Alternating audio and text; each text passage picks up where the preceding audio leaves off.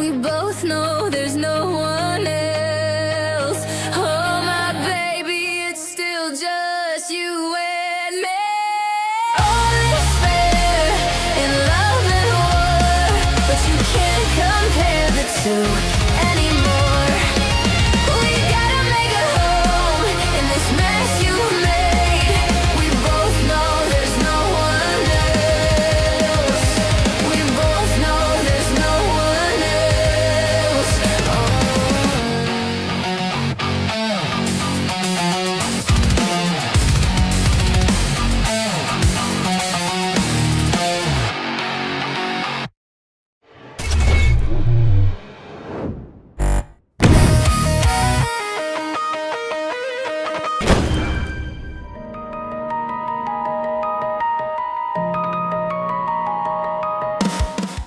Good evening, B's, G's, NB's, Peens, Vagines, and in-betweens. It's me, Charles, CPO, CP, WILIscredia, Savage Cinema, TGIT, name everything else, and you've got me. I'm a man of 1,000 names and associations.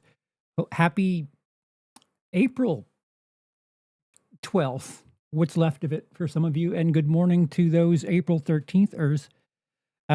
This is something that it has been kind of rolling around in my head as far as ideas. It's more just a like a thesis debate question to chat. So if you have input, please drop it in, because I would like this to be something where there's no wrong answer, because we're going to be talking about feelings and nothing really objective. Some of you might remember last year, I was going to do a review for a movie that is just exclusively personal feelings and emotion and nostalgia. And I decided against it for a couple of reasons. And the more I thought about it, the more I came to this conclusion, and I'll share it with you. Last year, I was going to do, what the fuck was the name? See, I've lost the name of the title. The robot that steals. I should have wrote it down. So anyway, there's a film that came out, and Frank Langella is in it, and Bad Robot? It's not Bad Robot. What the hell is Bad Robot? Is JJ's production company. There's a movie about, like, it takes place in the then future, which is still the today future, where a retired bank robber, thief, he's definitely a retired thief, figures out a way to get this robot to help him steal. And it's like iRobot, where the robot is supposed to just take care of him, but, loophole in the system. And yeah, it's an interesting movie. It's a touching movie. But the important part to me is it was suggested to me in passing by my father. The last suggestion that my father made to me as far as films are concerned is this movie.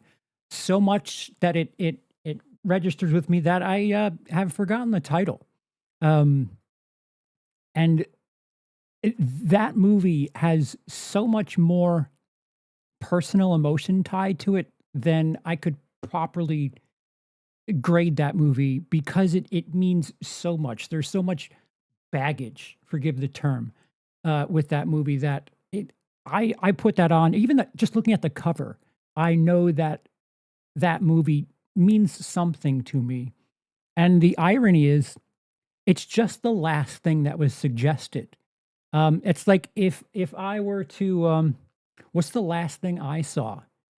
If I were to suggest to you Crime 101, which is the most recent thing that I've seen, and I were to perish tomorrow, and like I don't know, that suddenly would have importance, or importance to people that like would try to read into things, or like it's the last CP suggestion, not a CP suggestion, but a suggestion by me, Charles, where suddenly there's like extra weight on that, but in reality, it's just the last thing I saw.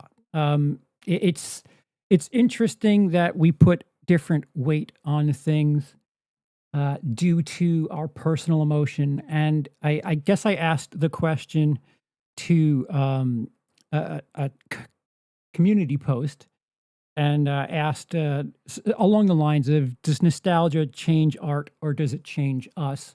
And judging something based on nostalgia, is that criticism? Is it fair criticism? Sean, you're not picking up my idea. Sean says, Crime 101 ain't a bad last movie to see. I don't plan on it to be my last movie, but if it were the last thing I were to do here, it's far from a farewell. It's not like a planned, oh, before I go, make sure you see this. It's more of a, okay, this is what I saw this week. But, things happen. Jaden?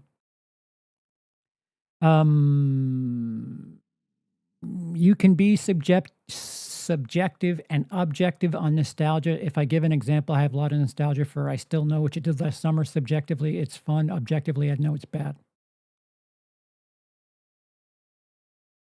So you're calling nostalgia subjective, and your criticism is objective, is what you're saying? I know I don't like the word objective when talking about art, but I know I said no wrong answers, so we'll receive that. Nostalgia can blind movies. True quality. Brian Lomax, Critters. Anyone? I Joe. Critters actually like as a 3-star movie creature feature.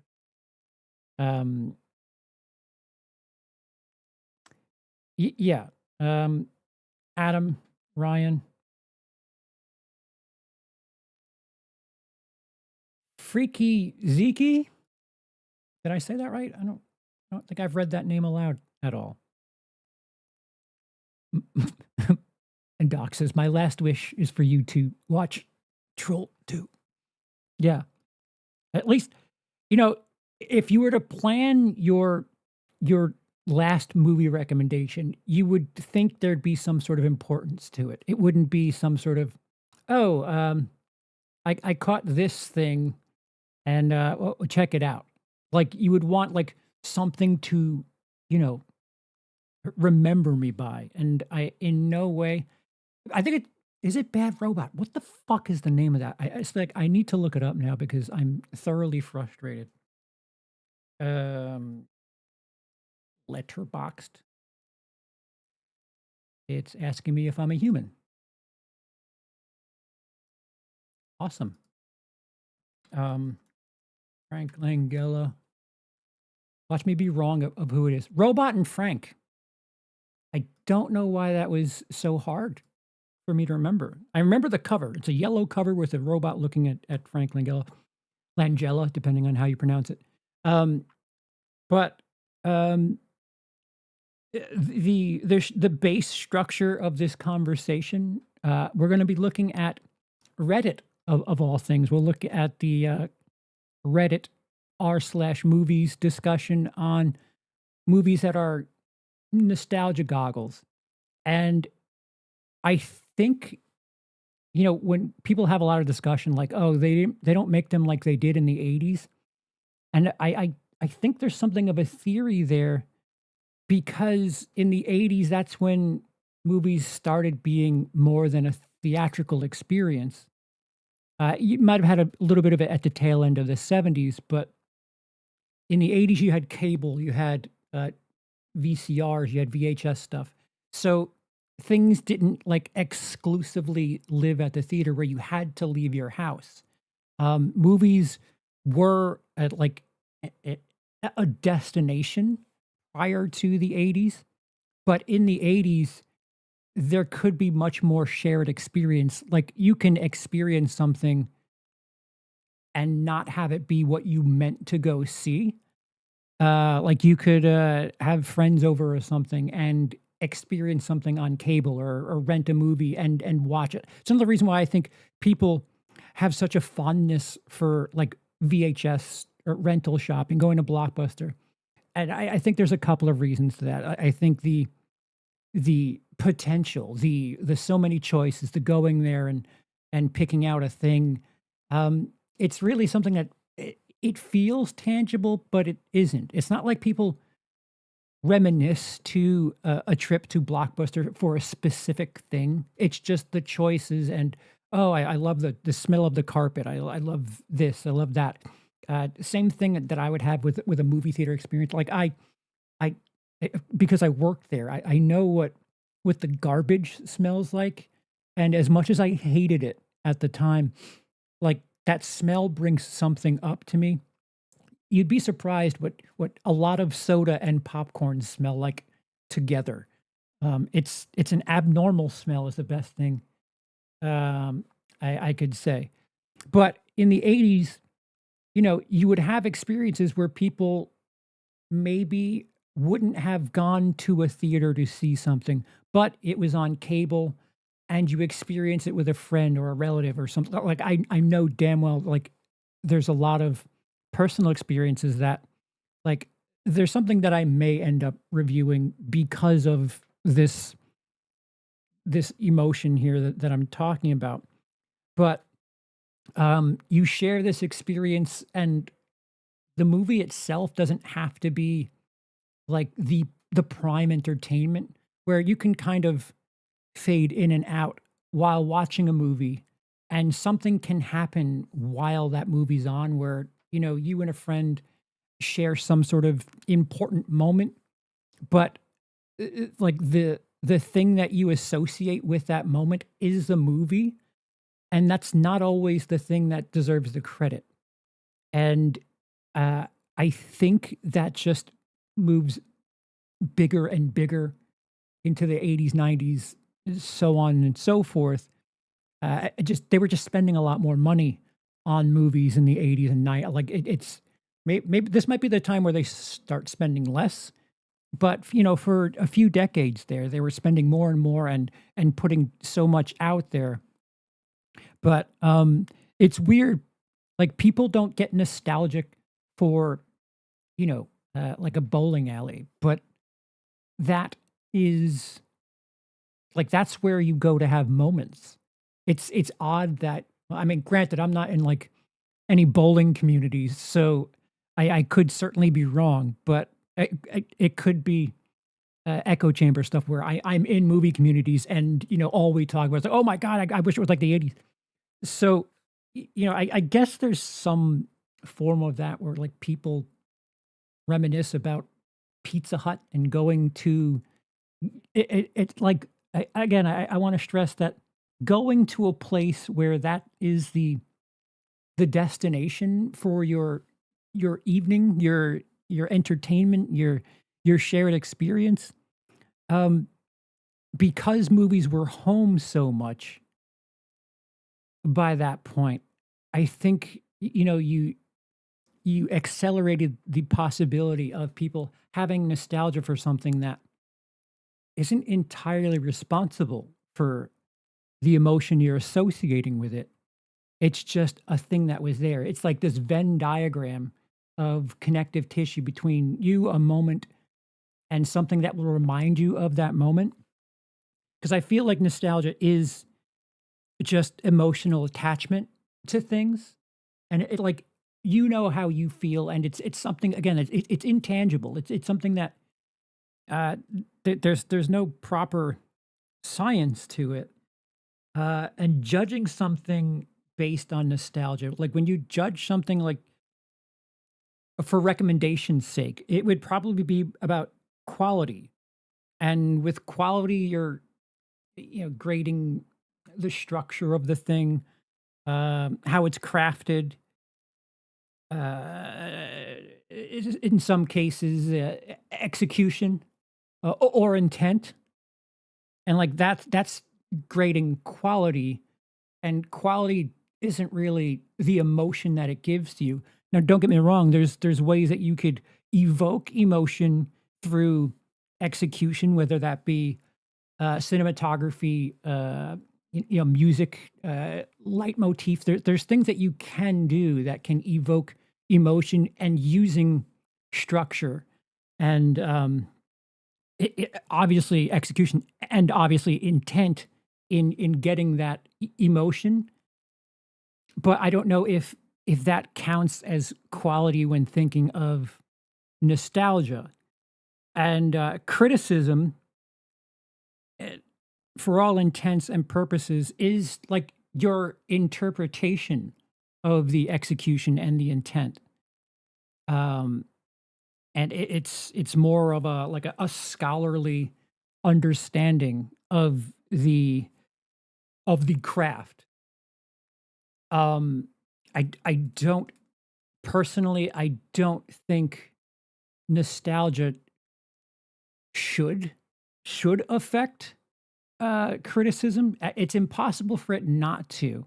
But again, if I were to no longer suggest movies, let's just say the last thing I suggest to you is Crime 101.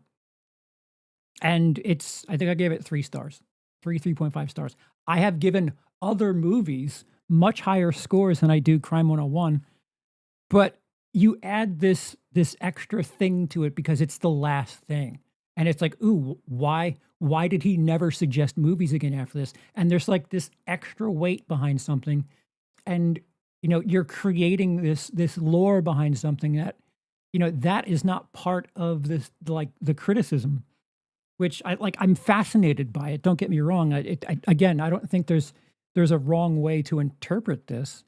But if a film critic were to give you a score on something, and it's like way more important to them, and they judge it based on that, and someone who's trying to receive things and grade things objectively, um, and they watch it and like, oh, this actually sucked.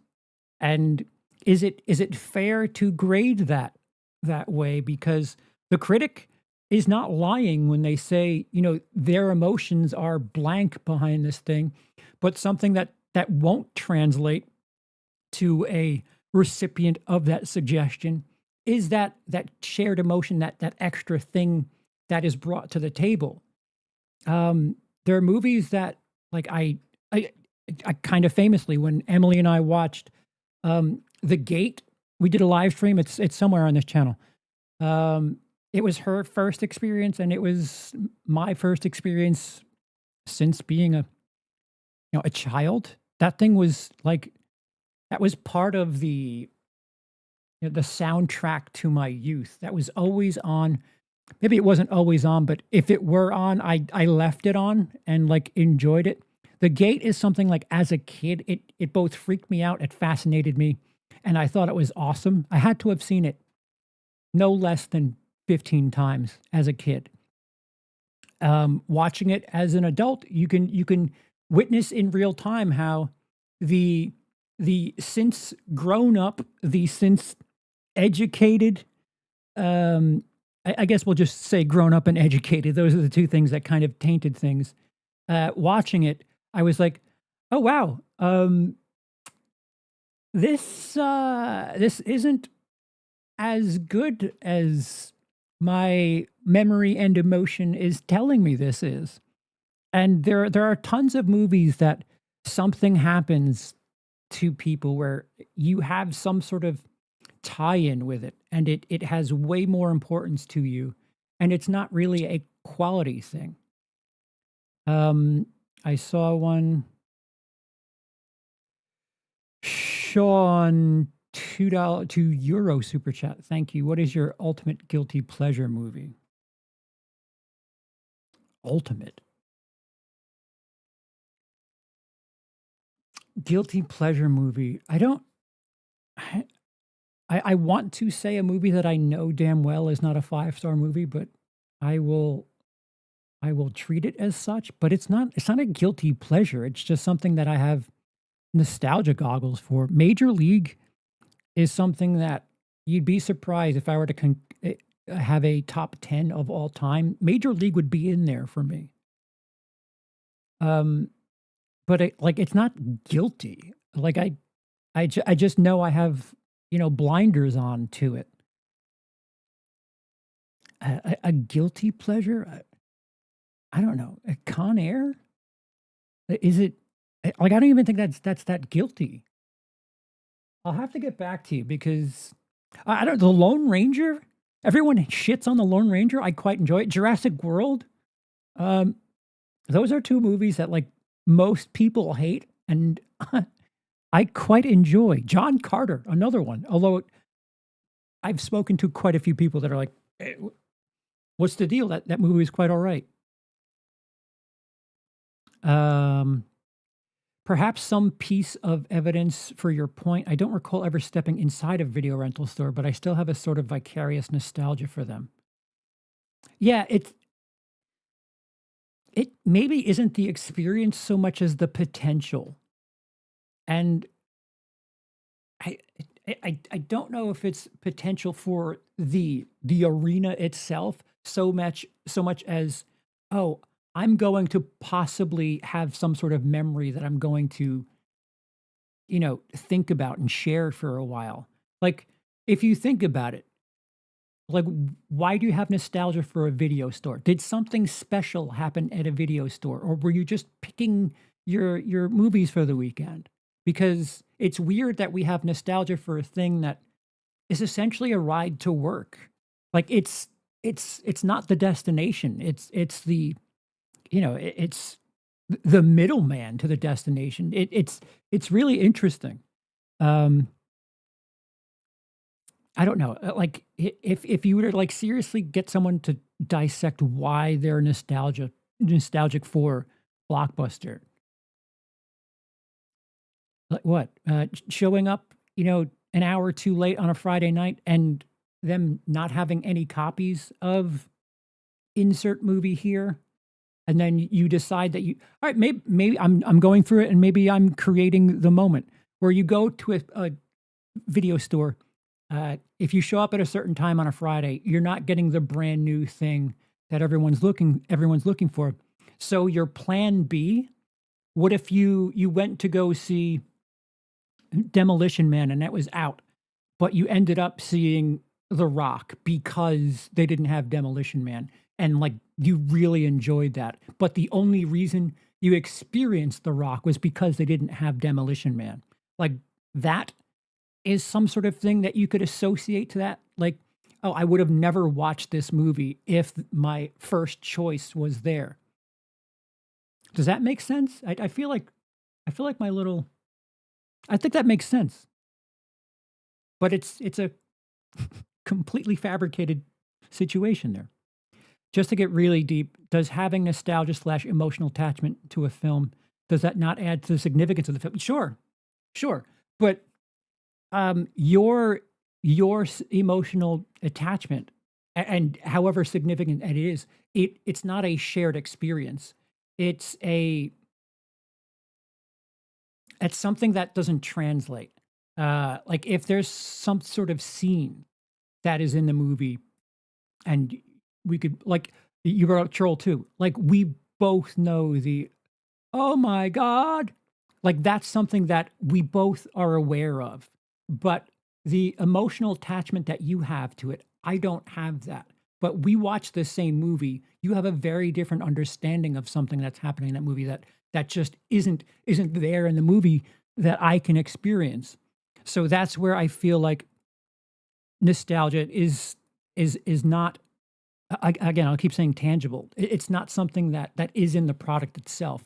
There's the emotion that thing is, what's being associated with that emotion to you, but that's not a universally translated experience. I still know what you did last summer is my answer to that dog. It's dog shit, but I have nostalgia for it. Enjoy it a lot. Right. And you only you know why you enjoy it, because most people don't. I don't understand the term guilty pleasure. If I like something, I'm not ashamed to say I do. Well, y- try criticizing movies on the internet and get back to me on that. Crime 101 is not a bad movie. Last movie I saw in theaters, that's funny enough. Yeah, forget the I didn't want this to be a Crime 101 discussion. It's just something that I thought, if I'm being honest, even though I haven't finished it, I was rewatching Inner Space, That's technically the most recent movie I've watched. So if I die later, it's actually inner space. So there, now we can have some truthers where, you know, all 6 people that watch this channel can be like, ah, last thing you watch is actually Crime 101. And then you'll have 2 people, actually, the earth is flat, and Charles most recently watched Inner Space. So let's have an argument about that. Friday the 13th, part 5. No, there's nope, no guilt there. Although I certainly appreciated it as a prepubescent teen way more than at any other time. I'll let you read into that however you will. I think something that plays into is woven into nostalgia is like you mentioned, a lack of experience. I've watched horror movies earlier on in my reviewer career and have since changed my rating. I do that in a week. Eight-Legged Freaks or The Shadow would be my answer. I'm assuming guilty pleasure. Never seen Major League. I don't know if it would translate to a non-American audience. It's a very solid movie for baseball fans, and it's R-rated. And I was like, as seeing that as a kid, like way too young to experience some of the things in that movie. Like it's extra special to me because I felt like a grown up watching it, and I understood things that were happening in that movie that I don't know, no kid should. But like hearing there's a pitcher that played briefly for the New York Mets, Trevor May. He did a review of Major League, and I would like genuinely, I would like to talk to him about that movie, and it would be a weird experience because like he has a much more intense, like seeing things from the back end as a former major league player, and he like had mostly positive things to say about it, but he was also talking about how it like really is, and I think that's part of the problem with movies, especially online, like it doesn't feel realistic. Something's happened in the last 20, 25 years or so where movies need to feel realistic. And I thought the whole purpose of movies was to be an escape. Um, I don't know if it's like my uber depression talking or what, but like I don't I don't want to have realism in my things. Con Air ain't a bad movie. Stupid, but not bad. Your use of the English language, Sean, is confounding. From what I've heard, others who did experience Blockbuster and such, it's a layered experience. Emphasis on experience, not the movie, not the place, not the smell, but all of it together. Yeah, yeah. Like if I were to think of like one specific moment that sticks out, as a kid, they not a kid, but a young teen, they released Titanic to VHS, and it was on, you know, you could buy it, and they opened at midnight, and that was like my first. Again, way too young. I went to Blockbuster at midnight to wait in line to buy the 2 VHS set of Titanic. I don't even think I watched it that night. It's just really weird because it set things up for me because I would wait in line to buy a bunch of other shit in the years and decades following. But like I know that I bought the VHS to Titanic at Blockbuster. I went there. I feel bad for the employees because they were there at midnight. I think it was a Tuesday too. But that's like the one thing I can say. This definitely happened at Blockbuster. Armageddon would be another major guilty pleasure. So stupid but fun. Yeah, I have different weighted emotion on Armageddon as well. I prefer it to Deep Impact, and I know Impact is technically a better movie, but Armageddon is Michael Bay just knows how to. I don't know. He was Zack Snyder before Zack Snyder was. Very very visually stunning, appealing. Not much substance, but a lot of style.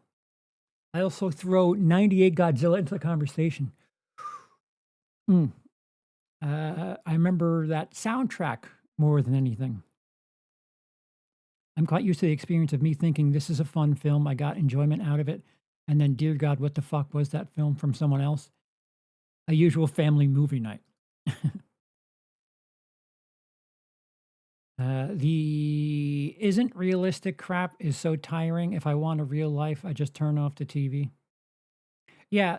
And don't get me wrong, like, I don't entirely hate it, but to judge media specifically on the realism, specifically the believability, like when I first started on YouTube, I would talk about how Back to the Future doesn't make sense because, well, how did Marty and how did they first meet? And like, I thought it was fun, but then I ended up seeing other people talk about the problematic relationship, and it's like I was having fun. It's not going to affect how I feel about the movie, but you're like taking points off for that, and all right, I'm gonna step away from this because that is not what I feel. I was thinking it was a cute little joke, and hey, isn't that odd that a fucking however old uh, Doc is talking to a teenage Marty? Yeah, he was in high school. Teenage Marty McFly. Troy, Blockbuster is overrated. In RER, we had 16,000 movies, which was their precursor.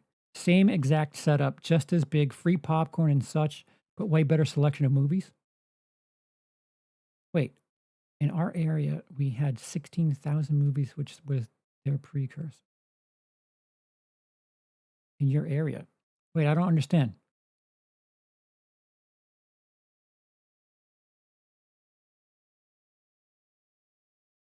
Just as big, free popcorn.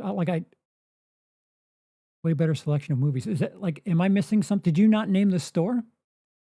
Is the name of the store 16,000 movies? Or am I just reading that totally wrong? Is 16,000 movies the name of a store, or did you personally have 16,000 movies? I hold no guilt, no remorse, and I subject others to weird shit I watch. Right, Charles? Yep. Yep, guilty. Yeah, but there's something to that. Like Cody and I have this thing where we go back and forth, and stuff that he doesn't want to waste his time on, and like because it looks very bad. He'll be like, "Hey, watch this," and I report back, and 8 times out of 10, I'm like, "Yeah, you don't need to watch this. It's fuck you, and you don't need to watch this." But the 2 times that it's like actually not bad, uh, and he ends up watching it, even if it's not like in his bottom 10, it's something that serves purpose because his audience is ginormous compared to mine, and I take the bullet for those 5 people that might find solace in the fact that Cody watched slash reviewed slash ranked Pig Vomits Daughter Part 6. And then vice versa. If I suggest him something in the other direction, it's like, I don't know if I want to waste a good suggestion on this because, we have such an interesting relationship. I watch the shit that he won't watch, and then I suggest things that he should watch. And more often than not, it's foreign language films, and he hates all of them. So it's an interesting love-hate relationship. He hates me, and I love him. People can watch a documentary if they want realistic. Yeah, y- yes. Even in that case, documentaries aren't exactly that good. Um, Realism is not necessary, but believability is, and no, they're not the same. I'll agree with that. I'll agree with that. But there's some things that get brought up on the internet where it's um I The thing that always got to me was like the war strategy discussions about Star Wars. They're in space. There's no gravity. Like what type of military strategy would you like them to do in space that we've never seen something like this before? And why is it not believable to you? And when did Star Wars become, I don't know, Hunt for Red October as far as space battles are concerned? But like if that's what you're watching Star Wars for, yeah, you're gonna have a bad time. But you're grading it on military strategy? Got it. Release the Michael cut. The one that hasn't come out yet, the Michael Jackson movie? I love reading reviews from people who can't find realism in a film. No one was wearing spacesuits so they could breathe in space. Took me out of it, Jason X. I don't buy the film is escapism talking point. Dog Day Afternoon is one of the greatest films ever made, and it certainly doesn't qualify as escapism. I didn't say all movies need to be escapism, but also, Dog Day Afternoon is based on something that really happened, and they took liberties with things for dramatic purpose. So if it wasn't completely about escapism, if it wasn't completely about dramatic effect, they would just tell the story that happened.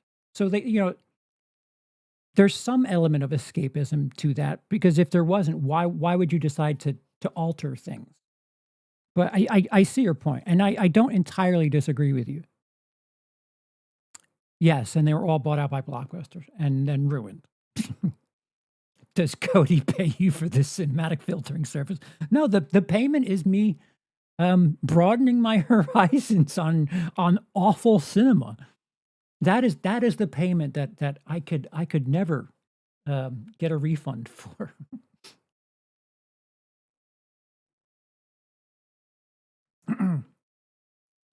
It took me some years, but eventually I managed to have a laugh whenever I realized that no one liked the movie that I just enjoyed watching. Yeah, Blockbuster was designed to run local video stores out of business. Mine outlived it by 2 years, though. So how many times have you tried to get him to watch Human Centipede? None yet. But I have watched over 31 disturbing films. Read into that however you would like. But I'm ready for a disturbing ranking. I was designed to rip. Oh, it was designed to rip off and steal everything possible from Blockbuster. I wasn't the best kid. Oh, you were designed.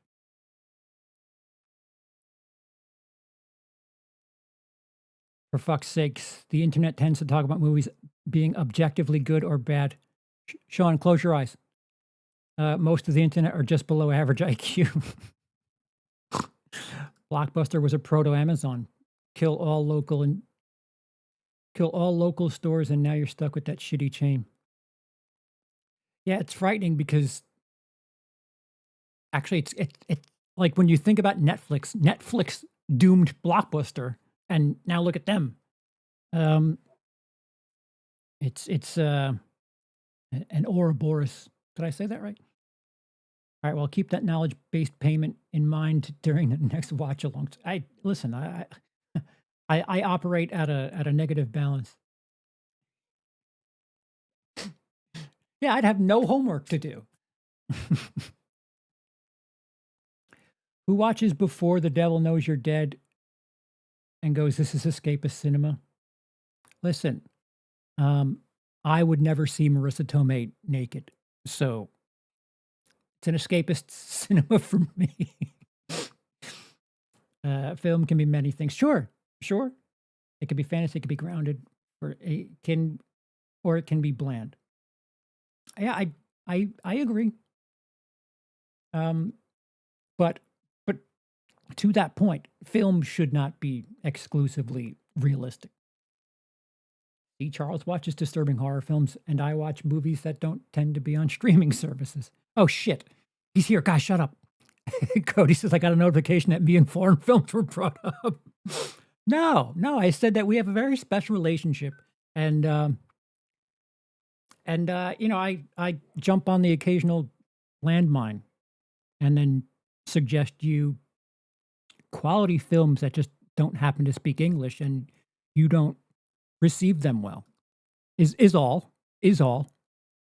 One monolith taking over the previous monolith. Tits and cocks. So many tits and cocks. Scarred for life, demisexual over here. You sense a disturbance. And you broke your NDA on our shitty movie clause. I said technically, I think. I'm gonna have to speak to my lawyer. At least there's a balance. Do we need two cocks per pair of tits? Well, what if you only get one tit? Is a better question. What does or doesn't constitute as believable in a movie really depends on the kind of movie it is. You have to consider tone. Yeah, all right. We're going down a very, very long and tubular rabbit hole. All right, how about we point and laugh at Reddit, because I'm a little behind on this. This should be a blast because it's already off the bat. What popular films are partially or completely blinded by nostalgia goggles? A few come to mind for me, but here one is definitely Halloween, 1978, not to be confused with 2018 or 2007. Don't get me wrong, I love it, and I think that it's a classic, but not on a level of some other great movies, not as good as I remember it. Another movie that comes to mind is Forrest Gump, probably one of the most overrated films of all time. Still liked it, but I don't get all the hype. A sentiment which I've heard many times. I definitely like to hear some of you that have the opinion about a certain movie. Let's talk about it. Cody, there's a fourth Popeye film. Any good? And then I just, with my shoulders drooped, walked to the TV and pushed play. This 90 minutes is going to suck. No, Cody, it's not worth watching. You're welcome. This chick fucks a car and oil out of her tits. I demand you watch. All four of you watch it. It's art house cinema. It's just you don't understand what the oil and are we fucked by our need for cars is what the movie's trying to say. Artistic Paint says, I'll say Animal House. Halloween is to horror movies as Animal House is to young adult/college movies. Sure, they may have been at the forefront, but they have no aged well at all. Only older people with nostalgia goggles will say they are excellent films. Like, I would like comparisons. Like, all right, listen, I'm kind of with this person on Animal House, but what is good compared to Halloween? If you want to shit on Halloween, I'll grab my popcorn. I'm here for it. But at the same time, it is a very important movie. I won't even say great. It has some sort of value. I think Halloween walked so that, well, definitely Friday the 13th could slightly shuffle, mildly jog. But like if you're 20 something today and Halloween is just too old and stale, what is it you're comparing it to? And like that's just genuine curiosity, because like Halloween is now what, 50 years old, almost 50 years old. So you could be technically you can be in your 30s and have never experienced Halloween. So like what is your standard? What is the basis for like this is a slasher. This is a movie that other people would put Halloween in its place.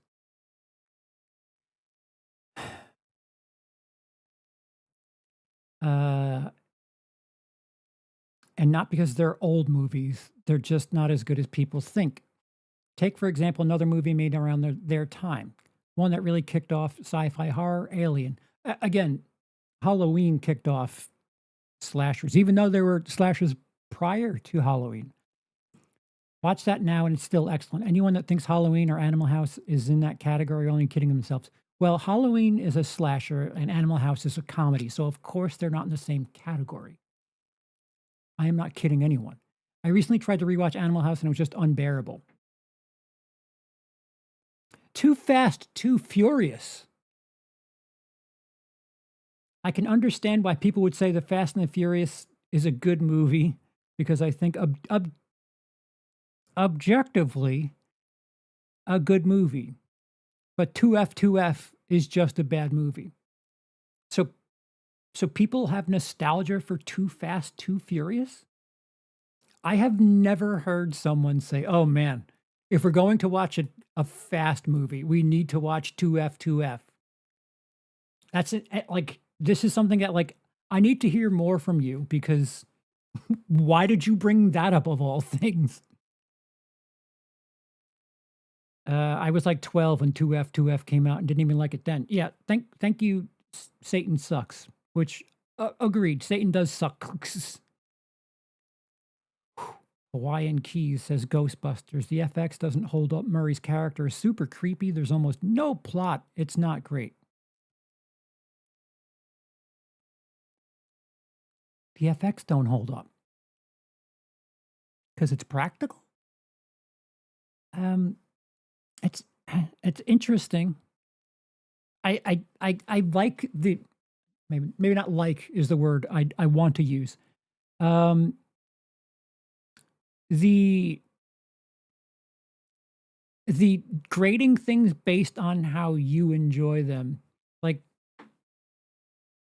and then it's like projecting that it's someone else's nostalgia is interesting. I don't know the proper word to use here, because I don't want to use a wrong word, which I probably did anyway. But to say that this movie sucks, whatever people are talking about, they don't know what they're talking about. That is the epitome of subjectivity. And I think, when it comes to things like this, when it comes to people having certain opinions of movies, not really a majority, although sometimes it is, it's really a plurality. Just because 40% of people that have seen a thing enjoy it means that, there's enough people that could get together and discuss it that like it. But, if only 40% enjoy it, 60% don't. So most people don't like it, but there's enough people where you can have this, isn't this great discussion, which we'll get to Phantom Menace at a certain point, but okay. They aren't. People just like them more than you do, and that's okay. They aren't what? They aren't old movies? I don't know what this "they aren't" is. This isn't a direct reply. And I want to hear what you think as well. Disagree with me if you want, but I also want you to contribute to the conversation. Oh, and he's got 3 minus ups.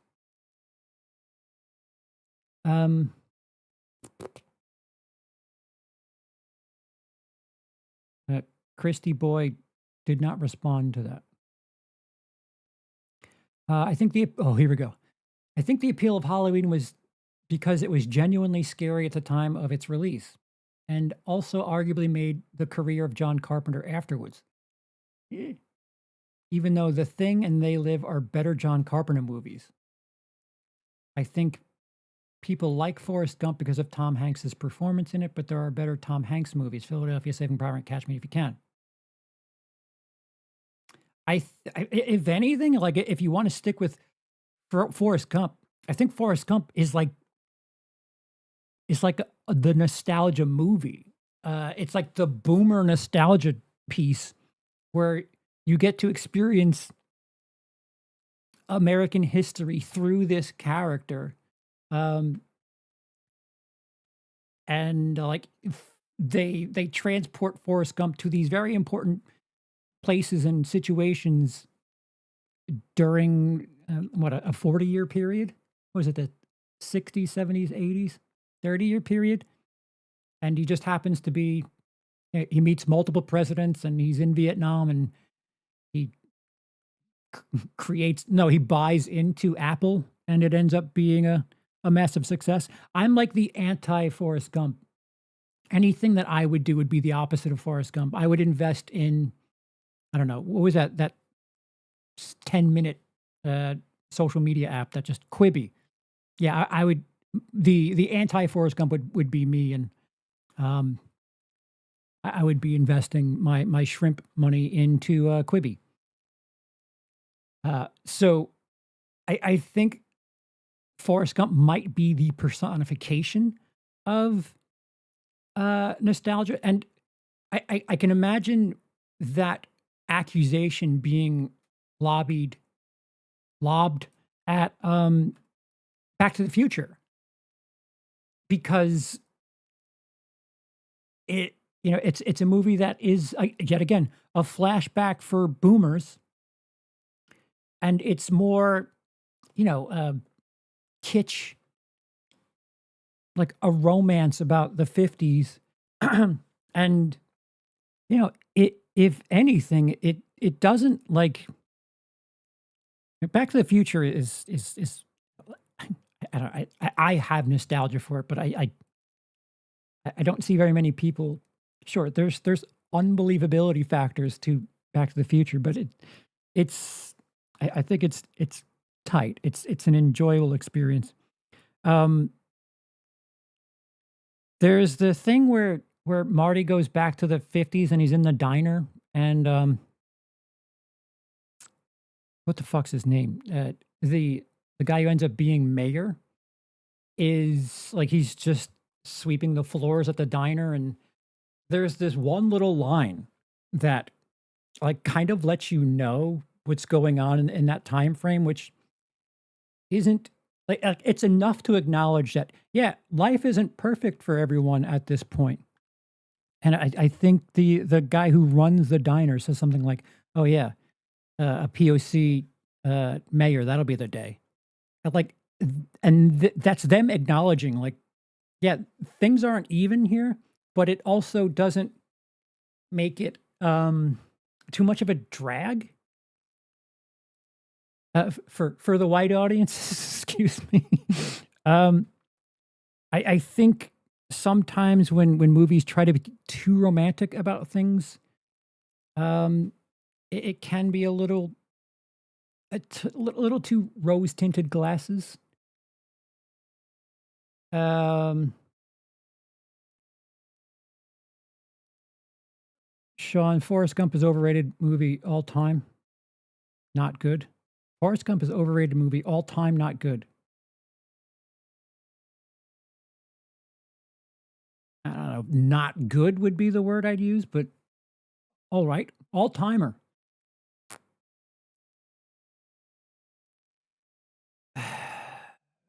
Back to the Future is actually good. Forrest Gump is half-assed. Plot of him doing the most random stuff.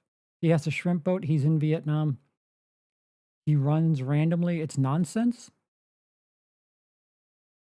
All right. Again, as a non-American, like there's things that certainly aren't connecting to you. It's like a softball history class through a fictional character's eyes. I don't know if I'd call it nonsense. That, like, if you know American history, there's connective tissue there. Again, I would say it's like boomer romance shit, but it was, at least for computer effects, it was quite revolutionary for the time. It was Forrest Gump and Jurassic Park around that time where they were like, computers can do a lot. And now look at us today and what computers are doing in movies. To bring it back, when I was younger, I always assumed Marty knew Doc because he was a rocker and Doc had the best speaker tech. I mean, they do. The movie opens with all of the speakers that Marty just blows up. But then why would Doc have Marty go film him at 1 o'clock in the morning for his weird? Yeah, Yeah, I don't want to think too much about Back to the Future, but um, if it takes you out of it, I that I'm I'm sad for you because I have a different experience. I don't think VTTF lacks believability. But Back to the Future, it's not realistic, but it's not supposed to be. Hmm. Like C Doc for the hookup. I don't like Forrest Gump. I'll just leave it at that. And that's fine. It all makes sense in the story and the world they presented. Jurassic Park was the movie that many others were looking at as inspiration in terms of VFX. Well, yeah, the fact that I remember Forrest Gump in the scene of him like meeting JFK, because JFK they had to like they I mean, granted, by today's standards, it's fucking like awful, but they had to like make him look like he was saying things that he never said. I believe he had to go pee or whatever. Like that, I remember watching behind the scenes things that like they had to like every frame they had to tweak it and make it look like JFK actually shook his hand, and they had to use someone else's body and someone else's hand, but like superimpose JFK on it, but then superimpose a different mouth over JFK. Fascinating. Again, with computer today and AI today, that scene you could probably do it in 40 seconds, and it would render quicker than it would take to film the fucking thing back then. But there are technical feats to that movie that at least one person in the chat is not appreciative of. He's only friend because he's kind of crazy and shunned at most. Okay. Um, okay. So Forrest Gump, Philadelphia, Saving Private Ryan, Catch Me If You Can. They didn't list punchline if you notice. Back to the Future. Oh boy. Back to the Future is slightly more innocent, but still a product of a very questionable taste, like 1970s and 80s comedies. The incest stuff isn't the worst of it. Pretty sure the sight of Marty's mom getting struggle snuggled was used as a punchline because from George POV, it looks like she's having a good time. It was a full on struggle snuggle. And the movie uses that joke for irony. It's disgusting. Joke?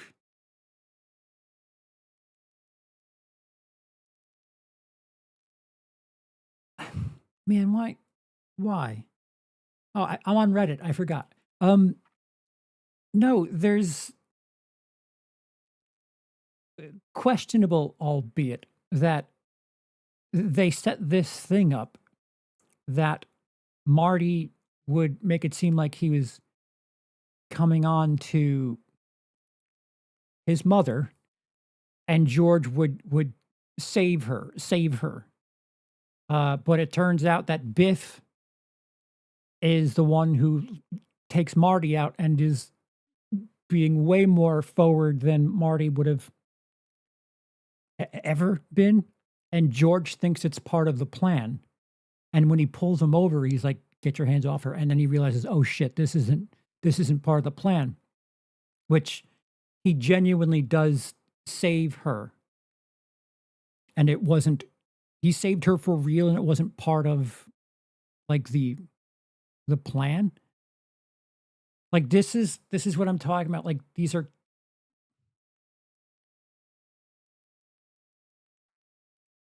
it isn't it's not like it's irreversible or anything.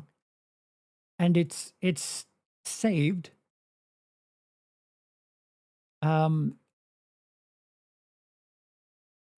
Plus the whole Johnny Be Good was written by a white guy thing. Oof. N- no, Marty's doing a cover of the song. It's essentially ends up being a cover of a cover. and then a cover of her. That movie is really tone deaf. And I think nostalgia can make fan bases tone deaf too. Nostalgia is such a powerful thing. You can convince people that movies from their childhood are actually quite bad and offensive, no matter how glaringly obvious the movie's faults become over time. No responses there. All right, so I think criticizing movies that are old, I don't know if that's fair either. Like criticizing movies by modern standards, you have to keep in mind that like the Bechdel test, like when you hold that to old movie standards, you realize, oh my God, women are just written to be like the prize or in service of a man in a lot of these movies. They're not their own fleshed out characters. Um, but it's part of the machine that was happening at that time. Uh, I don't know, like at a certain point, these movies are made as like products, a lot more so now. And to that person's point, you have a lot of heavy handed shit that wants to exclusively make sure that the message, it like that thing is the most important thing and not the story. And considering the fact that Back to the Future does not have um, any sort of assault, there's an attempt. Um, doesn't that make the George character better? Like his arc is he's a coward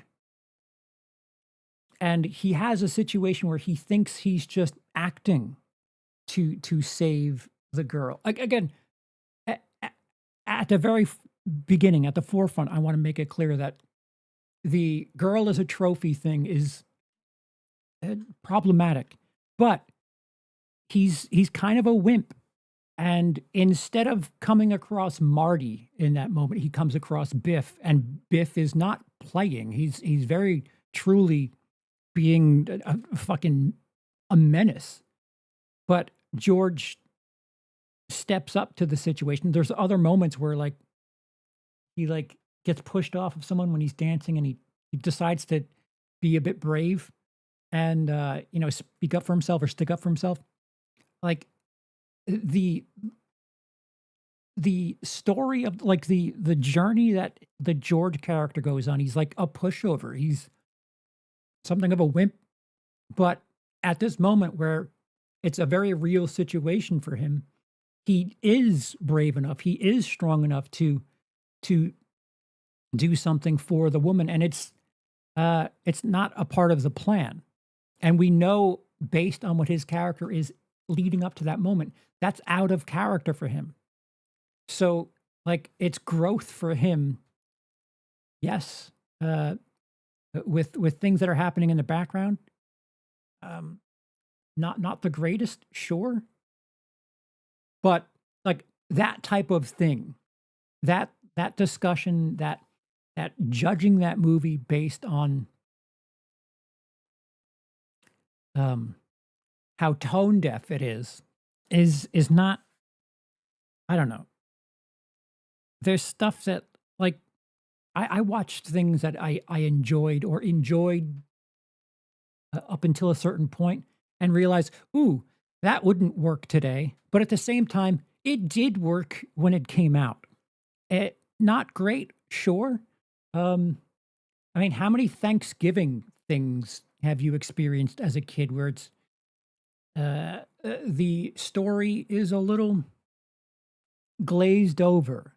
There's some stuff that you watch and it's like, ooh, this is definitely not from the 2000s because the way they're explaining things, it isn't uh, acceptable by today's standards. It doesn't change the fact that when it came out, it was acceptable. You could judge the period, but not the product of the period. I mean, I guess you can because people do, but I don't think it's fair to judge something from decades ago by today's standards because there's no doubt that something that's happening today, some piece of art that is made and released today in 20 years, 30 years, 40 years will be looked at like, oh, problematic. And it's just going to happen because hopefully, as civilization, we keep making progress. Hopefully. Definitely the prequels and Spider-Man 3. If they deleted, why is their comment still there? Or is their name deleted? Honestly, you got me on Spider-Man 3. I saw it in theaters and have a soft spot for the film. Peter dancing in the street is cringe, though. The prequels, on the other hand, I liked Phantom Menace, but hated Attack of the Clones. Revenge of the Sith is excellent, though. Is this the time we're going to talk about the prequels?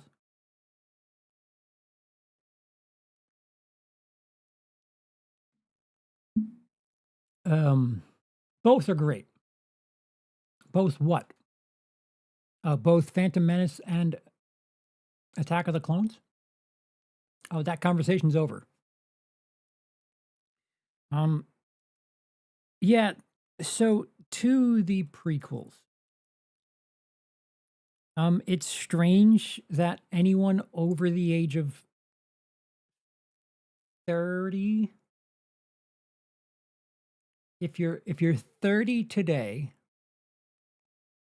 no. Yeah, if you're 30 today, you were 4 when Phantom Menace came out. All right, over the age of 40, that would make you 14 when Phantom Menace came out. Anyone who was not a child when Phantom Menace came out has a very different experience, very different reception and or appreciation for that trilogy. And it seems like a lot of people under the age of 35 to 40 have a very different experience with it.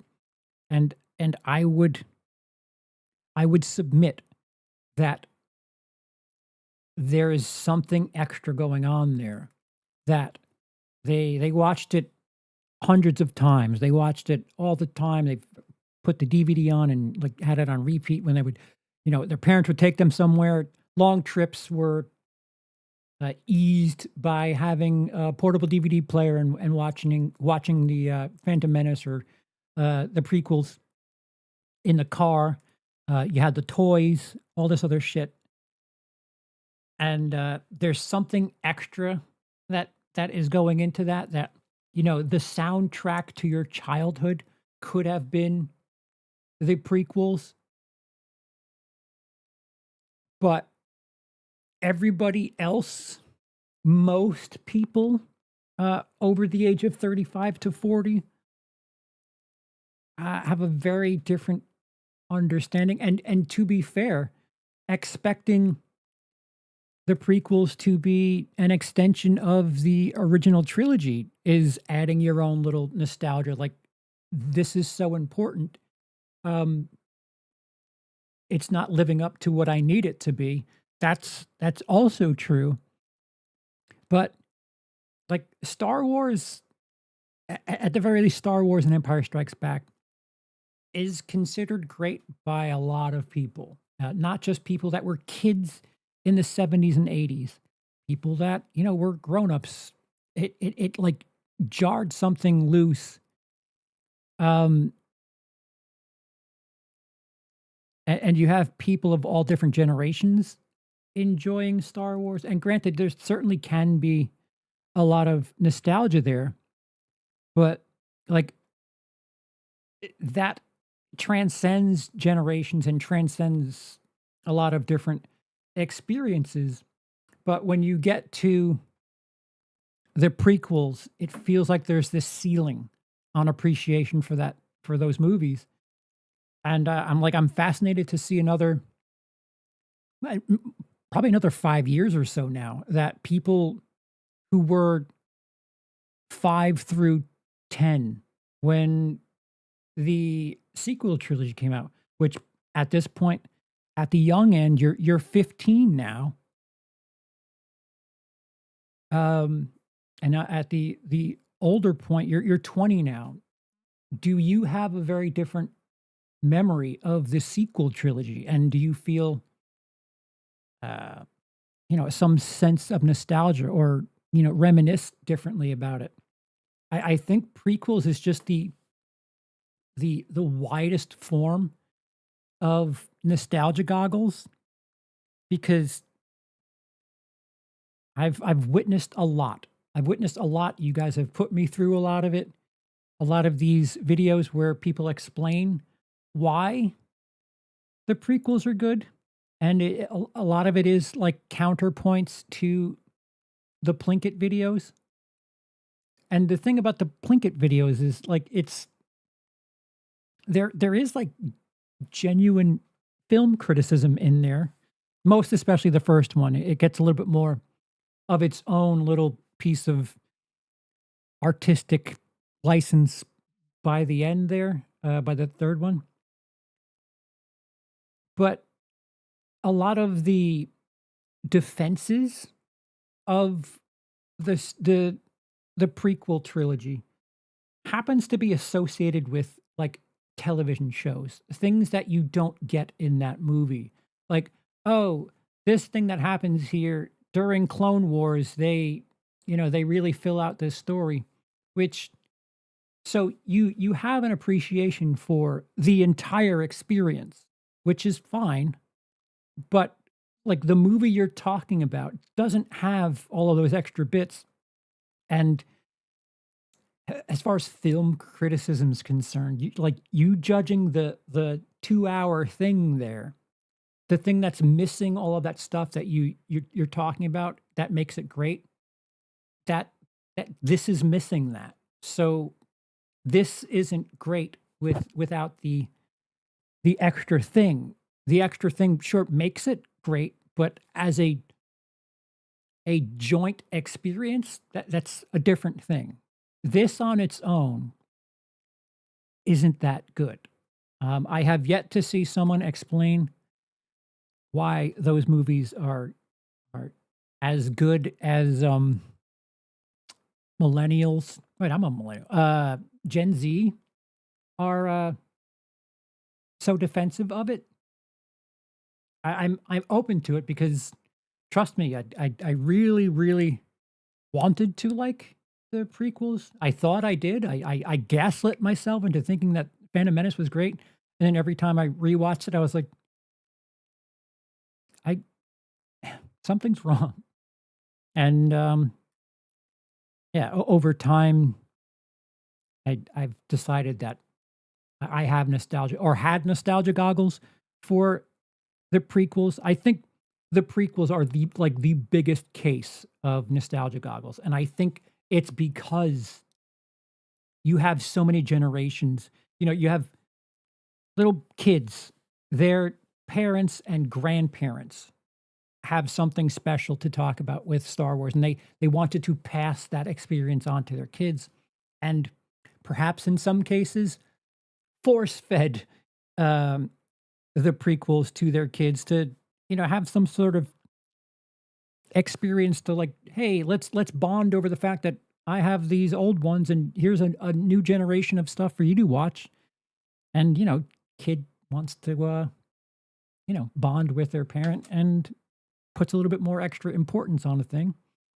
And there was plenty of toys and games and shows. And I'm sure if you were a kid, you could probably have, especially how kids like watch things on repeat, you could probably fill a full week with Star Wars programming. And again, that experience not being the destination, but something that is part of the Venn diagram. Uh, you could associate uh, the prequel era stuff with something that you want to go back to. Oh, life was easier when I was just sitting on my couch playing with Legos and watching Phantom Menace. I enjoyed that time, so it must be the Phantom Menace. Clearly. It's the best of those 3, but it ain't saying much. It's very average, but great by comparison. Oh, Revenge of the Sith. Yeah. Yeah, it's like it's a soft prequel to episode 4. I think you could probably do the prequels in a 2.5-hour movie. There's a lot of shit there that is kind of fluffy.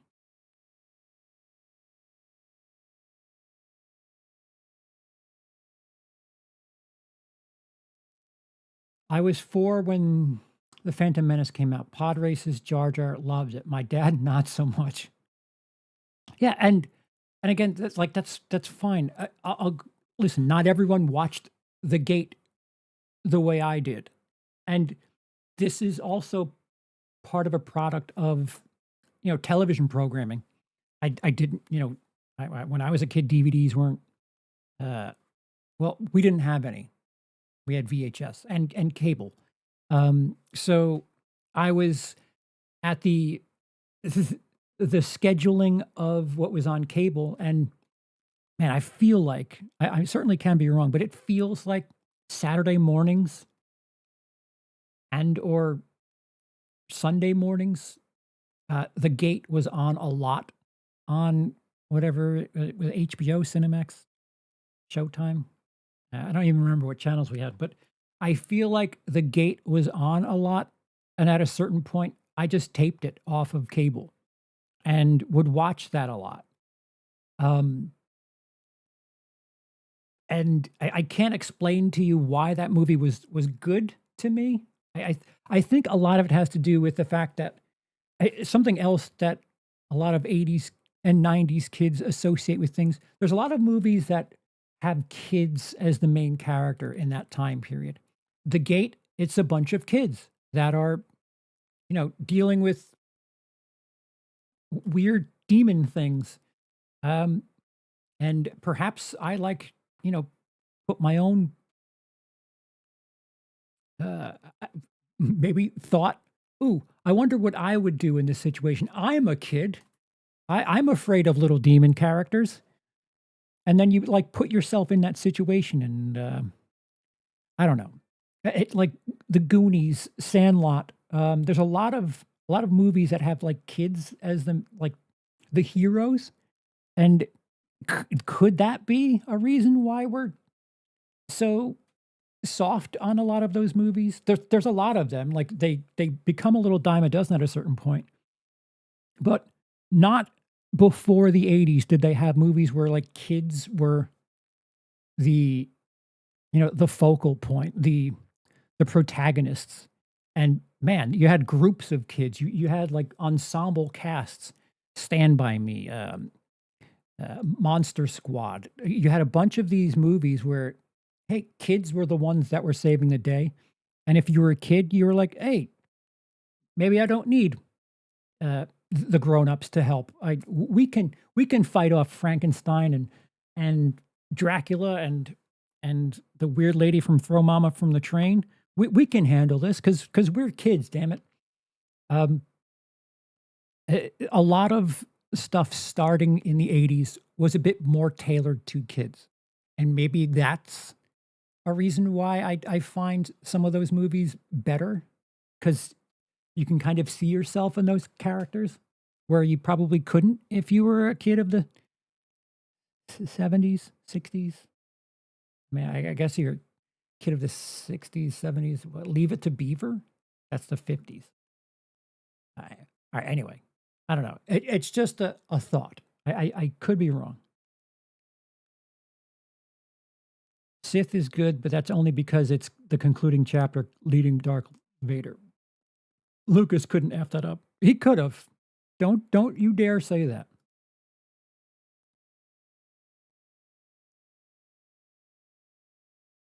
Bingo, could have made just one long movie. Right, but there's not that much money in that one long movie. A great The Gate is a great gateway flick to horror. Yeah, yeah.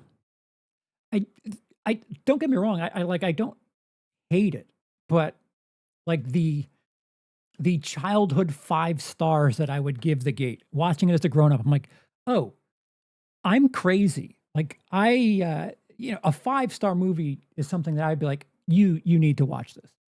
And in no way would I just blindly suggest, "You need to watch The Gate," because, what are you doing? Why how have you not watched The Gate yet? That is not a conversation I'm going to have as an adult.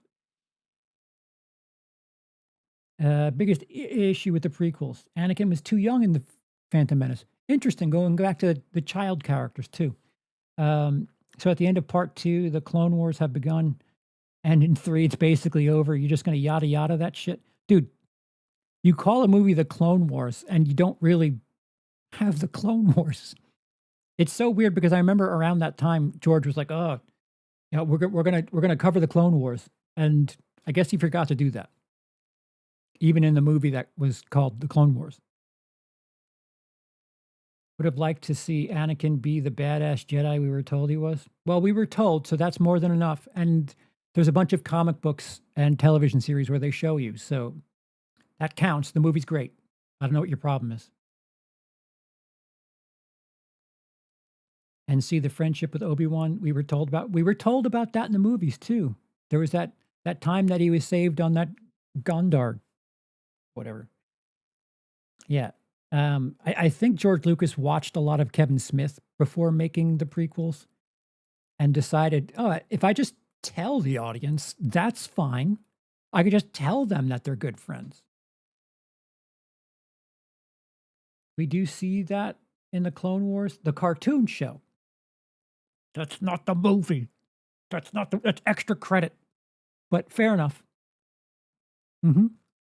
Um, this is either his big break or his last shot. Riz Ahmed is Shah Latif, an actor on the edge. Fate is streaming now. There's an ad.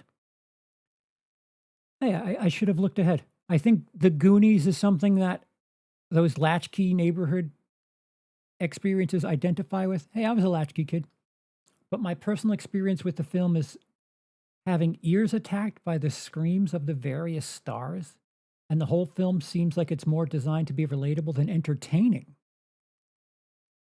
And the adventurous elements seem more kind of shoehorned in than truly imaginative. I feel like Richard Donner did a better job with the fantastical Lady Hawk, and the humor of Superman is mostly organic. You got me, who's got you?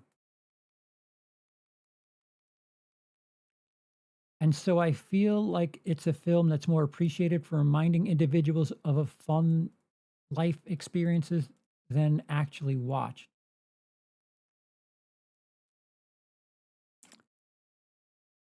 I think that I I don't entirely disagree, but another movie that like around that time with at least one of the actors, Stand By Me feels like a product of again this going back in time and experiencing things. I do think that Stand By Me is a good movie. Um, I realize that I keep contradicting myself and being a bit of a hypocrite by saying, "Oh, this is good." Uh, Kind of defeats the whole purpose of this discussion.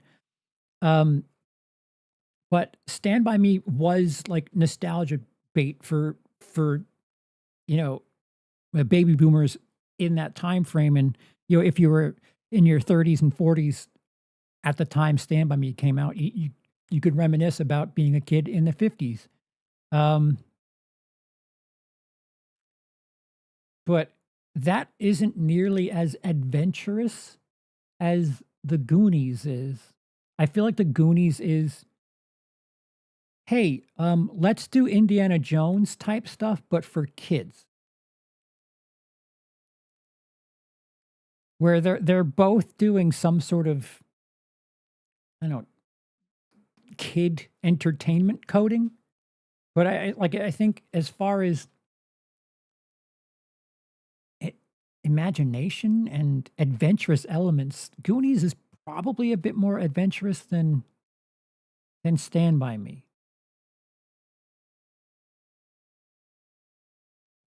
Um, it's interesting.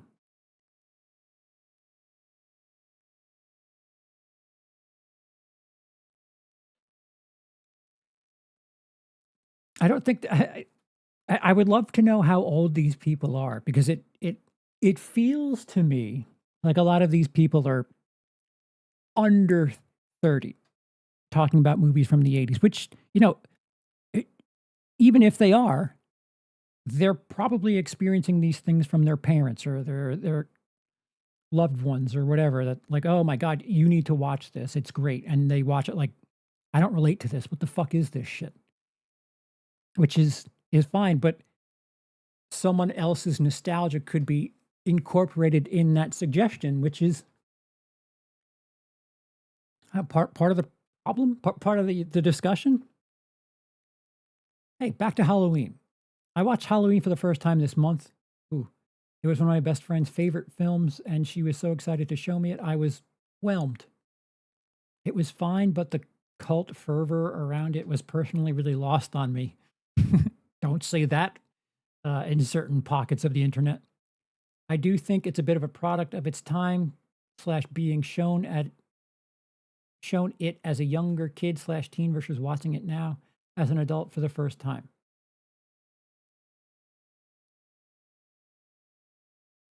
Um, yeah, I'd like to know these like what are your tastes? What do you what are you comparing it to in the genre? The thing with Halloween is that it inspired so many movies that going back to it now feels a bit tame, simple. And depending on how much you care about Halloween in general, I don't at all. It's only a thing in movies and I have no attachment to it.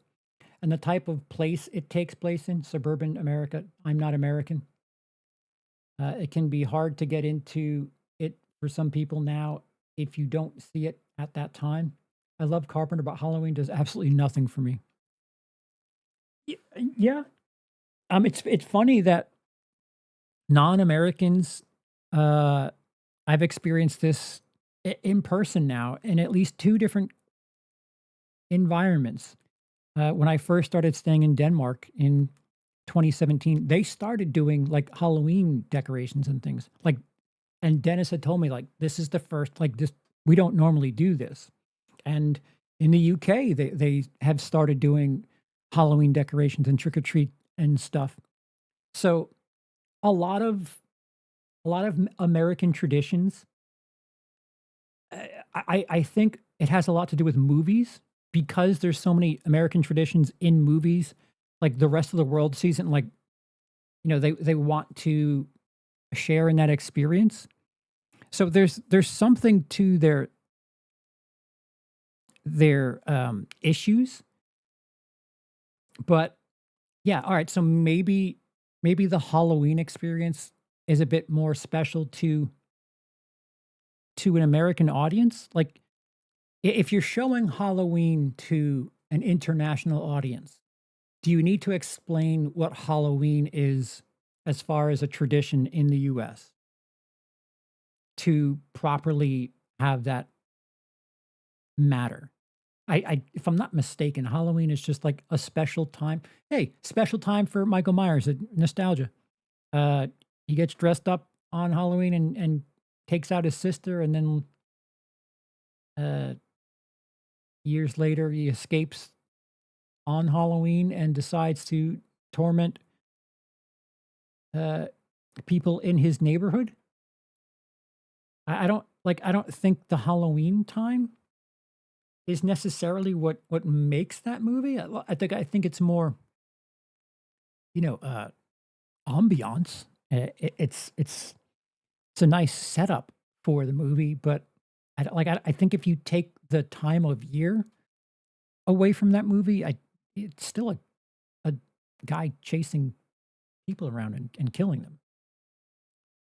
I think it's interesting. I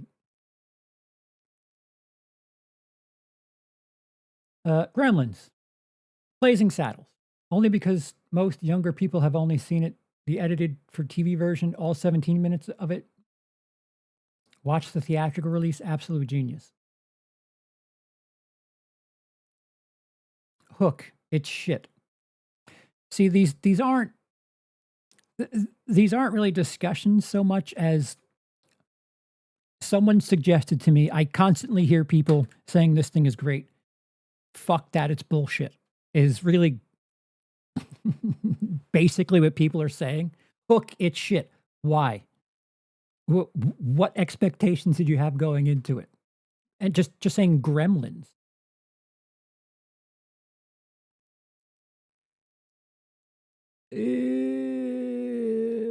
Hook, the only people who like it saw it when they were young. That's a better explanation and has less upvotes. That's interesting. Um, yeah, I don't have a very fond memory of Hook. I mean, I was young when I saw it. The wacky traps in Home Alone only show up in the final 15 minutes. The rest of the movie is much more slow. Slow? You, what? The setup? Slow? I bought this delicious cheese pizza all to myself. Buzz, your girlfriend, woof. Slow. I mean, fair enough. And uh, I think with time moving forward and classics inspiring other things, when you see the inspiration that's kind of further down the road, and they've taken something and added to it or sped it up or like kind of made progress with the thing, you're used to the new and improved version of the thing. Like, for the life of me, I understand. I understand Citizen Kane is great. If you were to port me to 1941, anything that I would think of that would be better than it doesn't exist yet. So I get it. If you were to transport me back to 1941, Citizen Kane, great movie. Probably the best movie at that point. Sure. But we're coming up on a century of inspiration and improvements on that movie since. And yeah, it waters down the experience for me at the very least. Um, if the time of release for the prequels and sequels had been swapped, what do you think would be the current sentiment? I think there'd be a bunch of sequel defenders. That's why I'm curious. That's why I like we should be seeing it pretty soon, within the next 2 or 3 years. I'm curious to see what kids of the sequel era, what their experience, what their defense is, because those movies, for as poorly received as they are, the sequels made money, and people watched them. They sold well. The only thing that I really see people talking about is the toys didn't sell. Do kids play with toys really the way we did? But it's we're gonna have some sort of experience with it at some point. Not the same based on age. The OG rules a little younger. The prequels rule, but the sequels, kids really don't give a shit overall. Wait, are you implying that the reason kids like the prequels is because of the age of the character? Because Anakin's only a kid in the first one.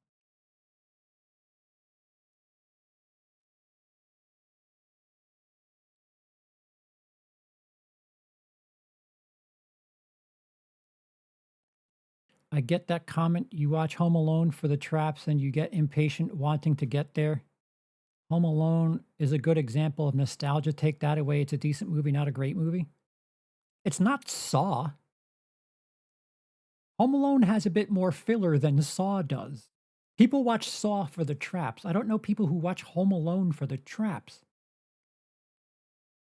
John Hughes should be rolling in his grave right about now. Although Home Alone was probably the last hurrah for John Hughes and making something good/great. Decent movie, not great.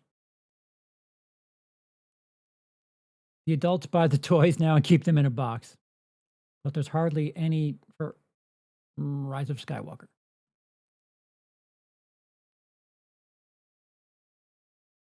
Splash. Again, people just commenting a film without like why is The Warriors. Oh, did the Cody signal go up yet?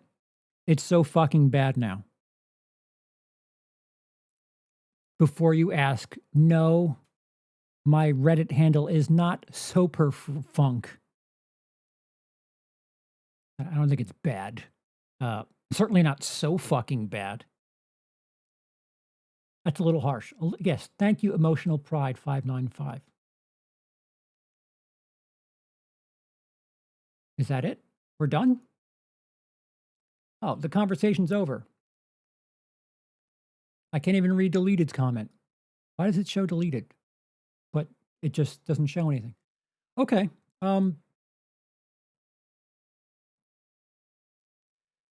So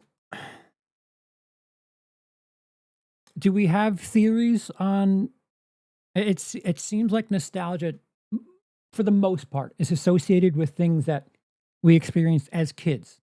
We have nostalgia goggles for things as kids. Robot and Frank was something I brought up. I have nostalgia that it's a grown-up thing, but there's a very heavy reason why that movie has some sort of importance to me, but it has nothing to do with the recommendation or the movie itself.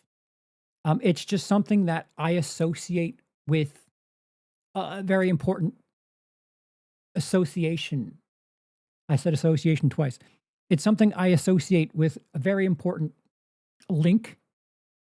I'm just using the other words for associate. It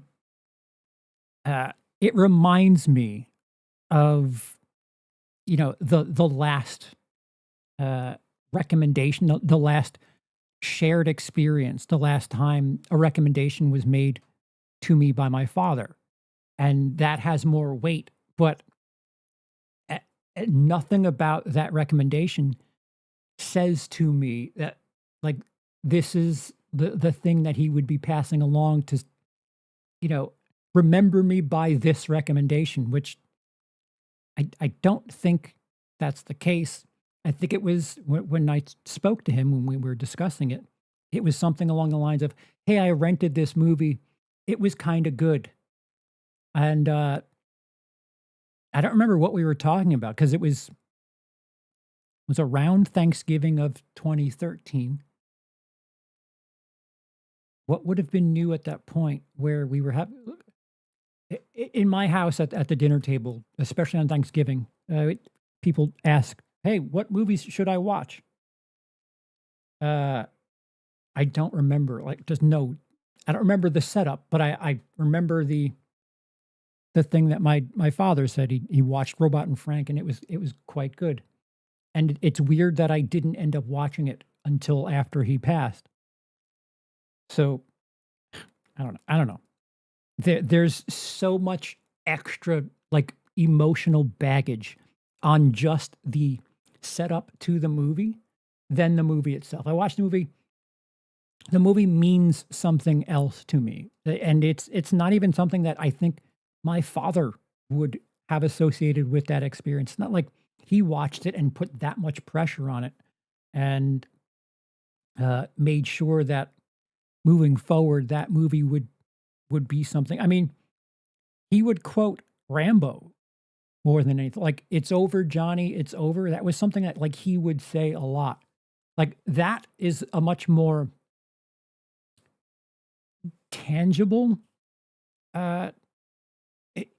level of importance for my father and I, or at least, if you want to think about something to associate with someone, the fact that his thing was always,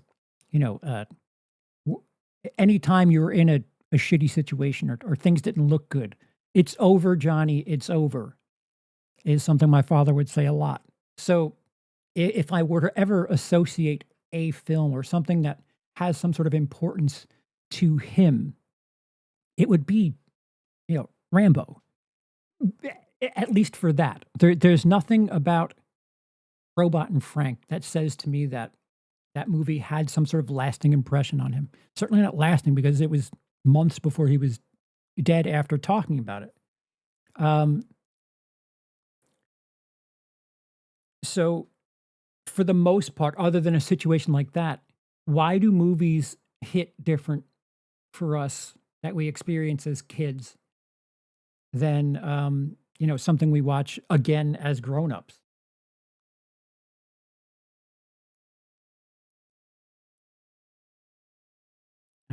It see, I feel like when you're grading art, uh, shouldn't it be based on challenge? Shouldn't art be challenging to you? Um, and nostalgia is something that I would probably associate with comfort. If you're grading something that you're nostalgic about, it's not you enjoy it for challenging you. You enjoy it for some sort of comfort thing. It's you know y- this piece of nostalgia that you enjoy is like chicken soup for you. And why is chicken soup the thing that we talk about? Why is chicken soup the food nostalgia? Um, Art should be challenging, and nostalgia is something of a warm blanket. And I think those are quite contrasting when you think about how to grade something. Um, and I think if you're grading something and you have that comfort, that nostalgia shell, it like protects like your proper criticism of something because there's this shiny exterior that only you. Again, I'll keep using Robot and Frank.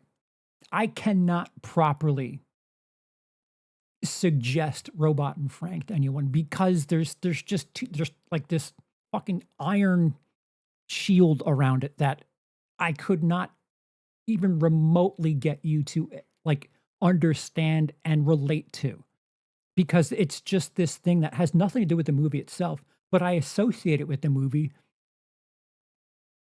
So like how do you gauge that? How do you prepare someone for, all right, this thing's important, but it has nothing to do with the movie. So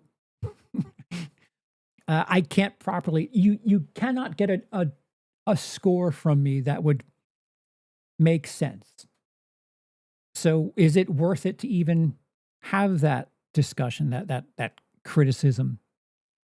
Because I think having nostalgia for certain things, especially when talking about art that's supposed to be challenging, um, is it a fool's errand because you can't break through.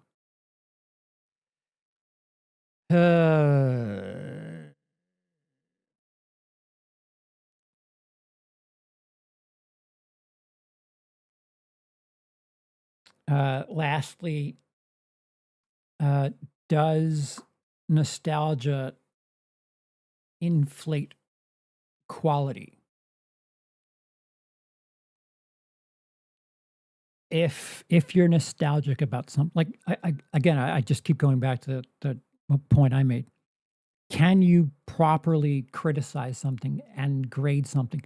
Does does nostalgia have some sort of weight, some sort of grading system? Does it have value to you personally?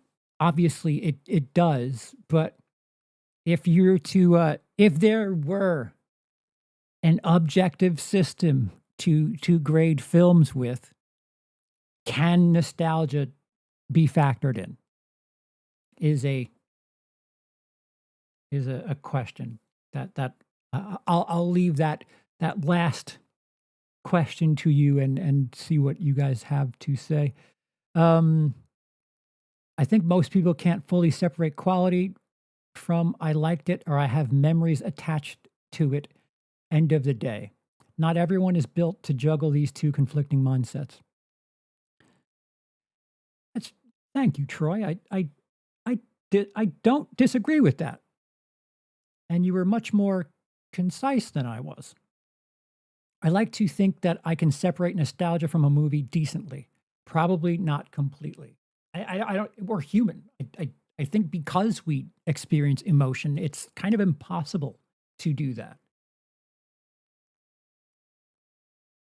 Running out of drink.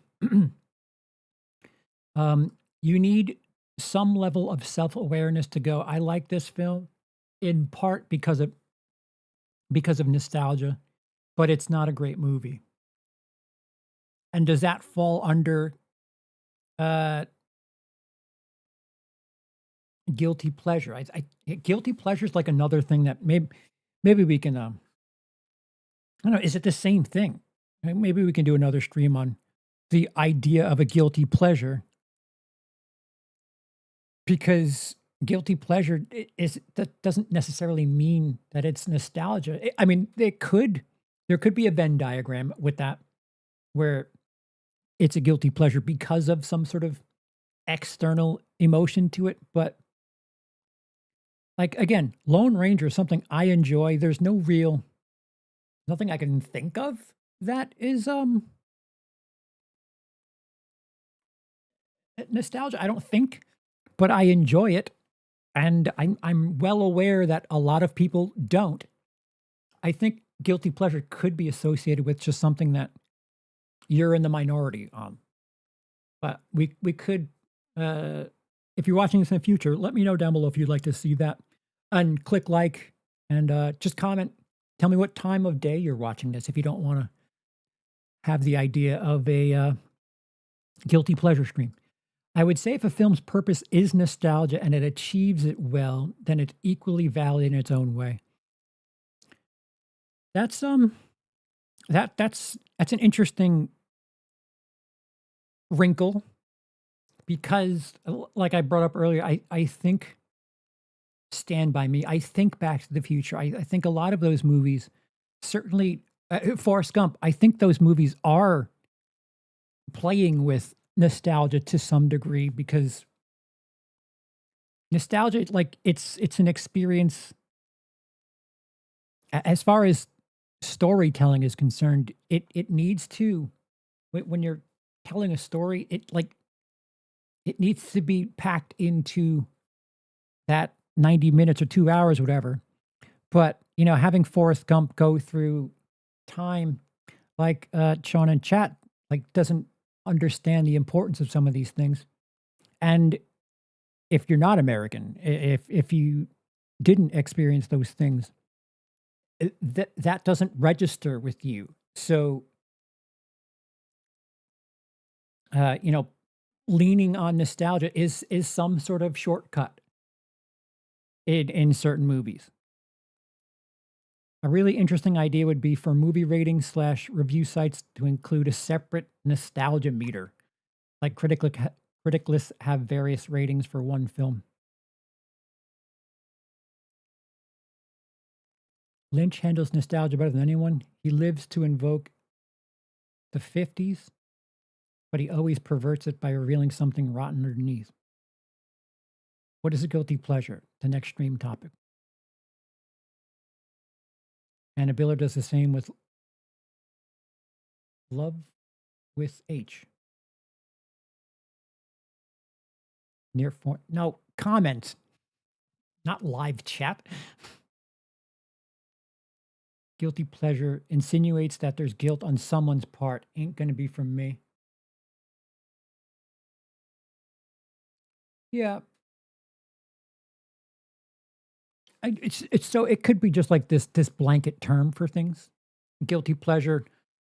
People like it, but or most people don't like it, but I do. Guilty pleasure. Who's a fucking sociopath? I'm American. Actually, I was born in New York, moved back here as a kid. As a kid, uh, Love Witch. That's Anna Biller. Anna Biller's a really good filmmaker. Love you. Oh, so Doc's a sociopath. I see. I see. Um, yeah. So good talk. If you have other wrinkles to add to the discussion, I encourage you to do so.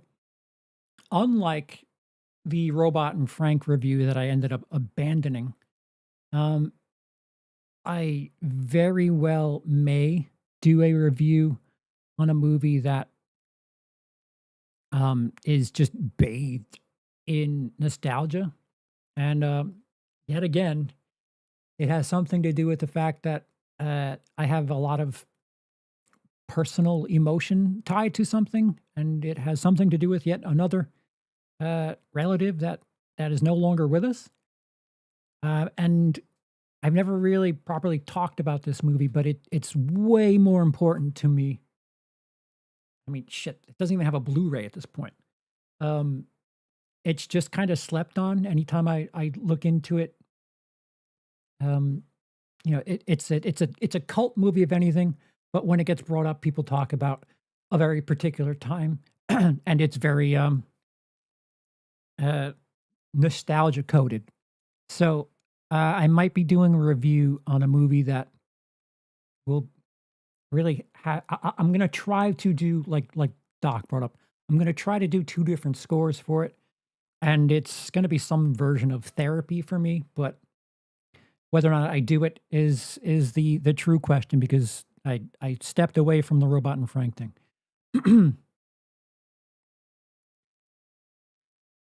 So yeah, if there's things that you know deep down that you have nostalgia goggles for, explain why in the comments. And again, what time you're watching this, any ideas, so on and so forth.